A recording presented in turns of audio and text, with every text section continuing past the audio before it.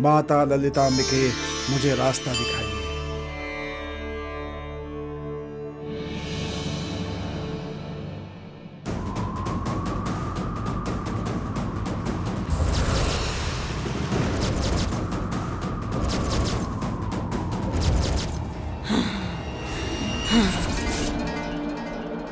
दिव्यानी, तू कुंवारी होने के कारण ही उन मूर्तियों को ढूंढ पा रही है ना? तेरा कुंवारापन मैं बर्बाद कर दूंगी और इसके बाद तेरा मूर्तियों को ढूंढने का यात्रा के ऊपर एक प्रश्न चिन्ह लगा दूंगी मैं। तू कभी नहीं ढूंढ पाएगी। हाँ।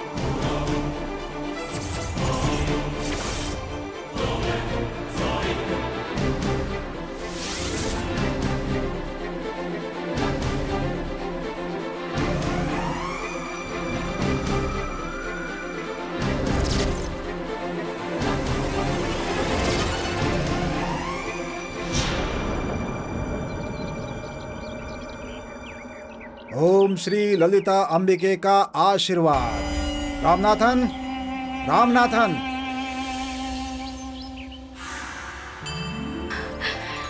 स्वामी जी,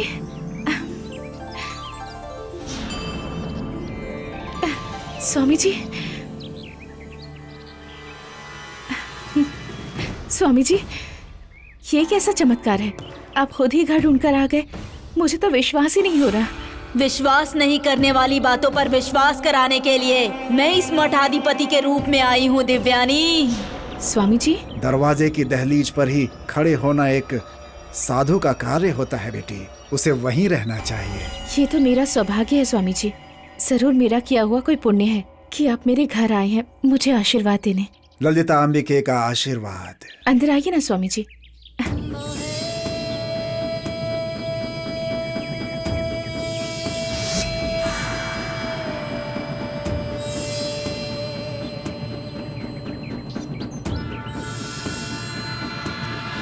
पापा, पापा, स्वामी जी आए हैं। पापा, पापा। आ रहा हूँ बेटी।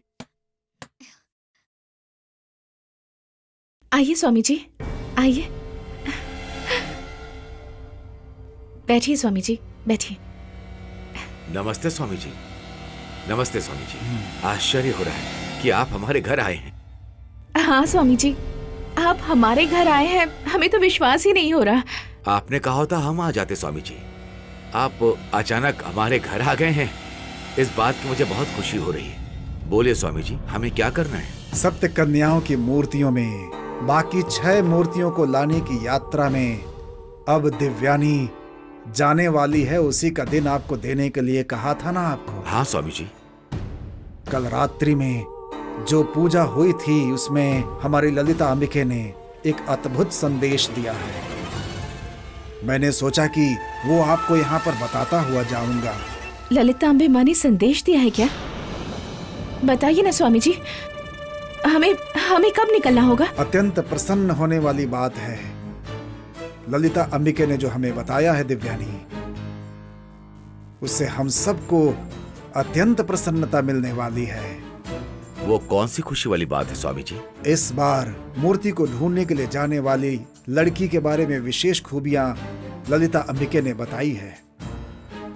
उस लड़की की खूबी क्या है, उसका रूप क्या है, महिमा क्या है, ऐसे कई विषय के बारे में माता ने रहस्य की तरह बताया।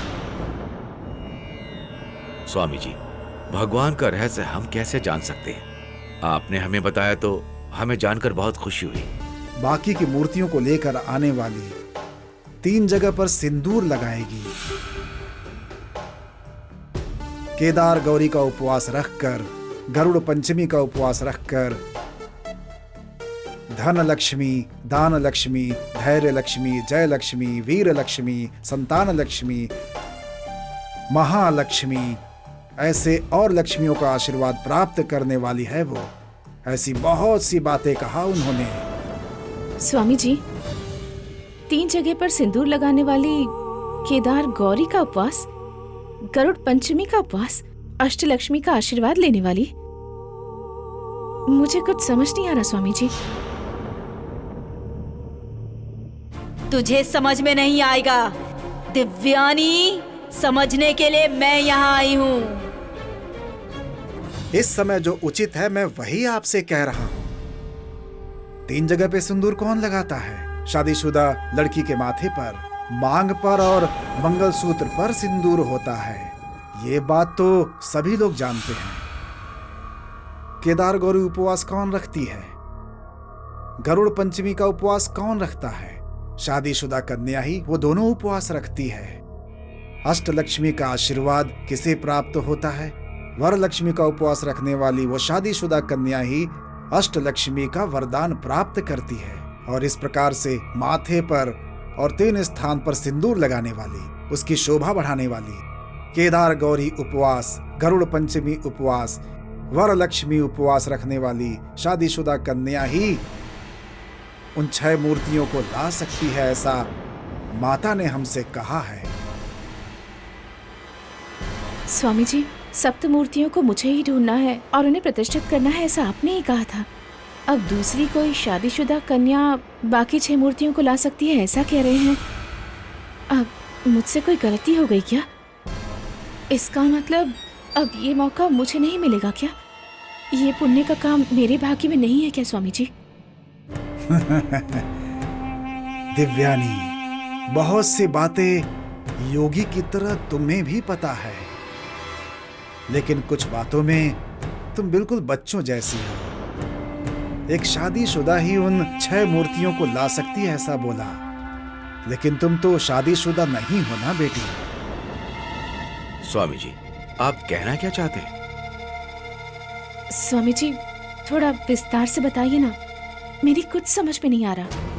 दिव्यानी, सप्त मूर्तियों को ढूंढ कर लाने का अनुग्रह तुम्हारा ही है। तुम कुमारी रहकर एक मूर्ति को ढूंढ कर ले आई हो। आगे की 6 मूर्तियों का अनुग्रह तुम शादीशुदा होगी उसके बाद ही प्राप्त होगा। उसके पहले ये बात बिल्कुल संभव नहीं है। अम्बे माता ने हमें यही संदेश दिया है।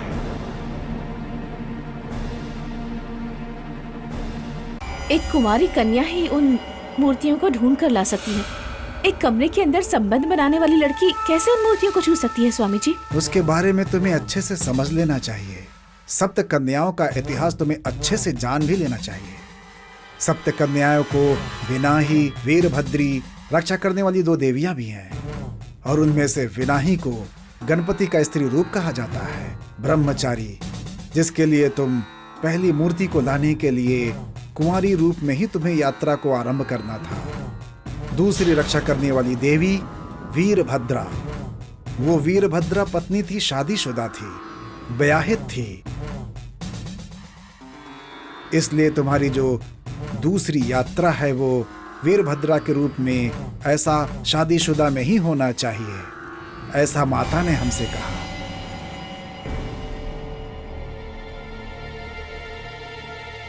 स्वामी जी, एक शादीशुदा लड़की पवित्रता के साथ इस रास्ते पर जा सकती है क्या? अंबिका का आदेश उसे मिल सकता है क्या? मैं उलझती जा रही हूँ। क्या दिव्यानी, पढ़ी लिखी होकर के ऐसे सवाल क्यों पूछ रही हो? भगवान के आदेश को पूरा करने के लिए एक कन्या चाहिए। वो कन्या कोई भी हो, ऐसी कोई शर्त तो नहीं है ना। मूर्तियों को जो चाहिए वो कन्या रूप में ही हो, लेकिन कुछ मूर्तियों को शादीशुदा कन्या चाहिए, ऐसी उनकी शर्त होती है। कुंवारी कन्याओं को केवल विशेष स्थान नहीं दिया हुआ है। मैं पढ़ी लिखी हूँ स्वामी जी, फिर भी बहुत उलझन में हूँ। पुराणों और शास्त्रों में ऐसे शादीशुदा होकर ये कार्य करने का कोई वर्णन है क्या स्वामी जी? ये बताओ, मीराबाई कौन है? भोजराजन से विवाह करके भी क्या भगवान से नहीं मिली? उसके रास्ते में कोई बाधा नहीं आई। और माता सकोबाई कौन है? मित्रु भाई से शादी करके उनके साथ रहकर भगवान को उन्होंने प्राप्त नहीं किया क्या? अपनी कराईकाल माता जी कौन है? उन्होंने भी विवाह करके भगवान को प्राप्त किया है। उन्हें भी कोई बाधा नहीं आई। इन लोगों ने गृहस्थ जीवन जीने के बाद भी भगवान को दिल से प्राप्त किया है। ईश्वर ने शादीशुदा को अलग नहीं किया है, बल्कि उन्होंने शादीशुदा कन्या को अलग स्थान दिया है।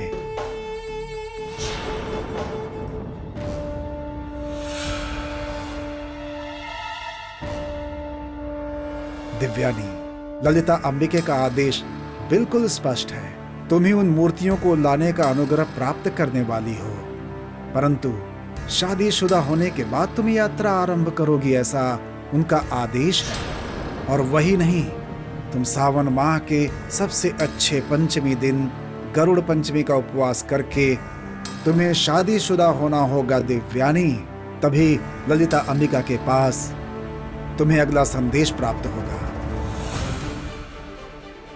तो फिर अब हमें क्या करना होगा स्वामी जी? जैसे कुछ मालूम ही नहीं वैसे नाटक कर रही है। तू शादी नहीं करना चाहती क्या? सब कुछ मुझे ही बताना होगा क्या? अंबिके ने तुम्हें कष्ट में तो नहीं रखा है ना? शिवा नाम के एक सुंदर लड़के को तुम्हारे साथ जोड़ी बनाने के लिए कहा है, और उस लड़के को साक्षी के तौर पर तुम्हारे साथ उसे मूर्ति ढूंढने के लिए भिजवाया भी था। तुम शिवा के साथ शादी करो और अपनी जिंदगी जियो, इसका आशीर्वाद माता ने तुम्हें पहले से ही दे करके रखा है दिव्यानी।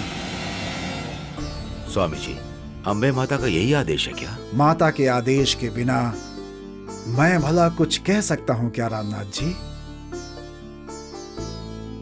रामनाथ जी, दिव्यानी मूर्तियां लाने के लिए जाने से पहले ललिता अंबे माता से मुझे कुछ प्राप्त होना था। वो यही संदेश था, इसीलिए मुझे यहाँ आना पड़ा। मैंने जो बातें आपसे बोली हैं, शीघ्र उस पर अमल कीजिए। मैं चलता हूँ। हाँ ठीक है। आशीर्वाद। ठीक है स्वामी जी। चलता हूँ बेटा। जय माता अंबिके। स्वामी जी, आज हमारी जिंदगी का सबसे खुशी का दिन है। आप इसी तरह बार बार हमारे घर आया करिए। ओम श्री ललिता अंबिके का आशीर्वाद प्राप्त रहे। दिव्यानी, तुम घर पर हो बेटी, मैं स्वामी जी को मठ तक छोड़कर आता हूँ। नहीं रामनाथ जी, मैं दूसरे रास्ते से जा रहा हूँ, मैं चला जाऊंगा। ठीक है स्वामी जी, बहुत खुशी। हाँ।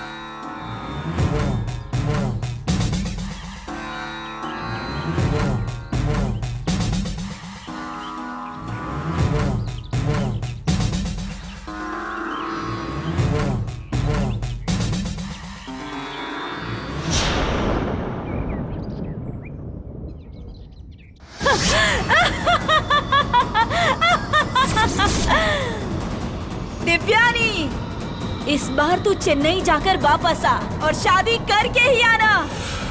मैंने तुझसे जो भी कहा ना, वो सब एक झूठ है, समझी? अब तू बस कल्पना करती रहना। तू जल्दी ही अपना कुंवारापन खोने वाली है। उसके बाद तुझे मूर्ति कभी नहीं मिलेगी। सप्त कन्याओं की मूर्ति को तू छू तक नहीं सकेगी।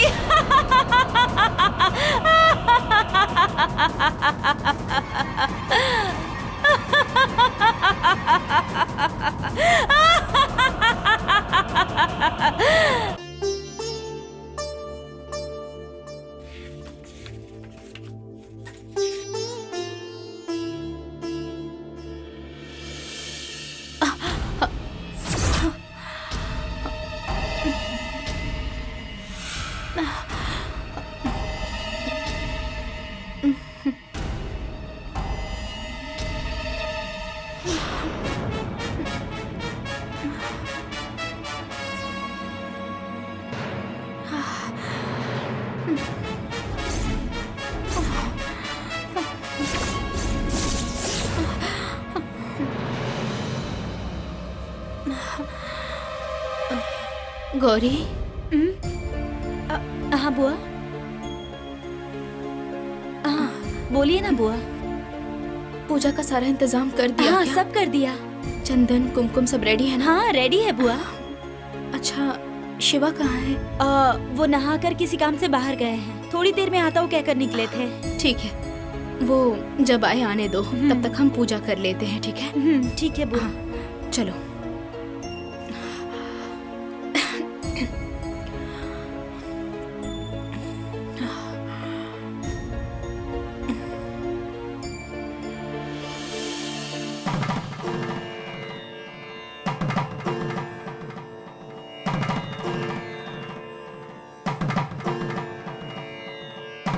भगवान के सामने इसे रखो।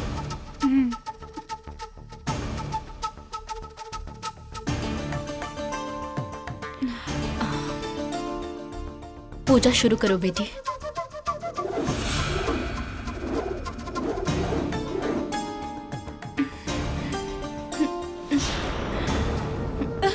बुआ, नहीं, मुझे कुछ नहीं हुआ, बस लो प्रेशर है ना बेटा, तुम तो जानते ही हो ना।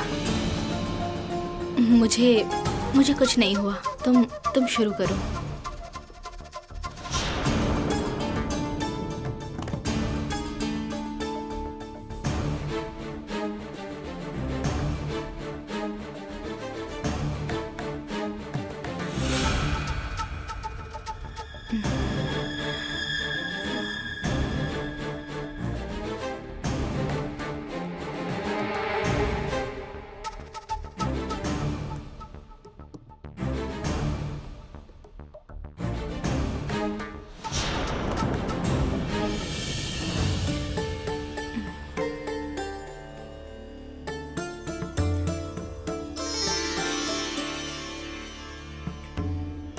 मुझे आशीर्वाद दीजिए बुआ।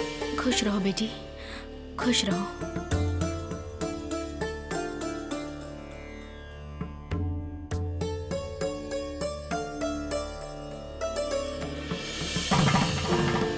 तुम्हें जहां होना चाहिए तुम वहीं हो। तुम अच्छे से रहोगी। इस घर को, मेरे बेटे को सब अच्छे से संभाल लेना, ठीक है ना?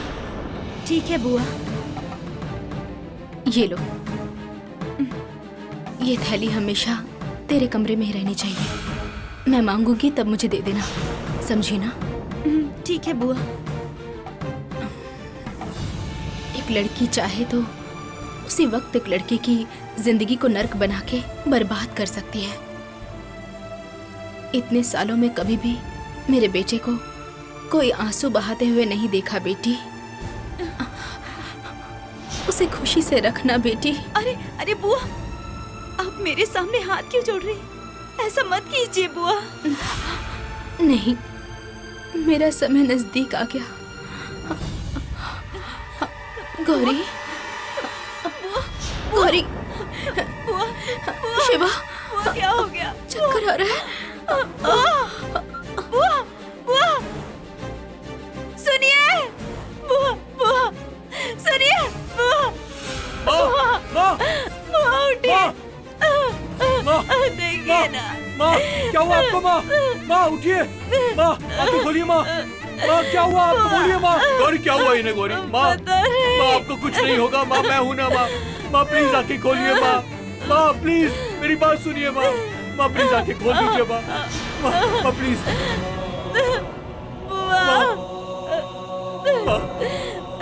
माँ मुझे देखिए माँ, आप जो बोलेंगी वो मैं करूँगा। माँ प्लीज उठ जाइए माँ, प्लीज। माँ आंखें खोलिए ना माँ।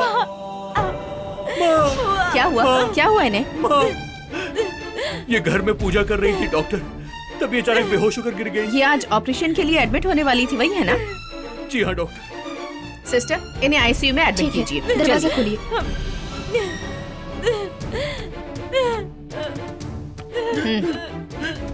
संभाल कर। आप लोग यहीं वेट कीजिए प्लीज, थोड़ा रुकिए।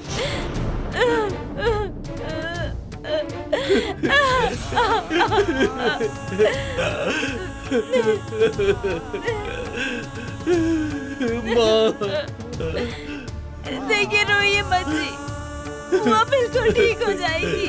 बुआ हमें छोड़कर कहीं नहीं जाएंगी। बुआ को कुछ नहीं होगा जी, वो जल्दी ठीक हो जाएंगी। आ जाएंगी गौरी। माँ के बिना इस दुनिया में मेरा और कोई भी नहीं है गौरी। माँ को ठीक होकर आना ही होगा। रोइए मत जी।